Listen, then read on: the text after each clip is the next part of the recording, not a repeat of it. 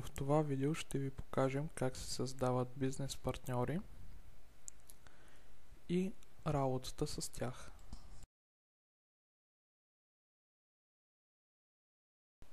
За да създадете бизнес партньор, избирате контрагенти от главното меню Бизнес партньори. От списъкът, който ви се показва, натискате бутона Създай нов и попълвате информацията в отворилия ви се екран.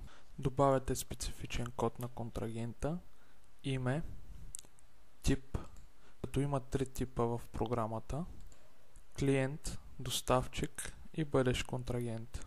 След което добавяте група. Ако групата не съществува, можете да я добавите от бутона Добави нов. Избирате валута и по желание попълвате незадължителните полета като телефон, факс, електронна поща, уебсайт, адрес.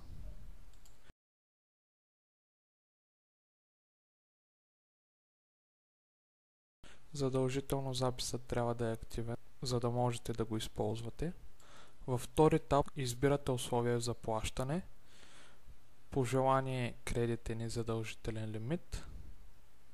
Избирате приоритет на контрагента, както и календар от представените.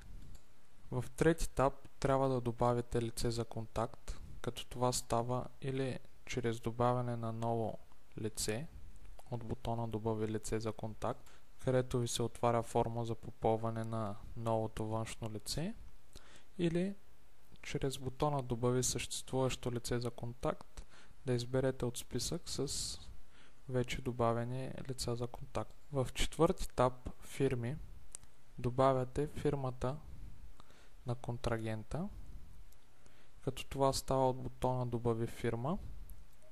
Попълвате информацията в отворилия се поп-ъп и натискате ОК за записване. Можете да добавите повече от една фирми за даден контрагент. В пети етап обекти се показват всички обекти на вашата фирма, където можете да ползвате списъка, за да заключите даден обект да няма достъп до контрагента. В таба с файлове можете да прикачите файлове за контрагента, които да се запазват там и да ви бъдат от помощ за в бъдеще. И в последния етап характеристики добавяте специфични характеристики за контрагента от предварително зададени, като за целта натискате бутона Добави и избирате характеристика. Нейната стойност и описание автоматично се добавят.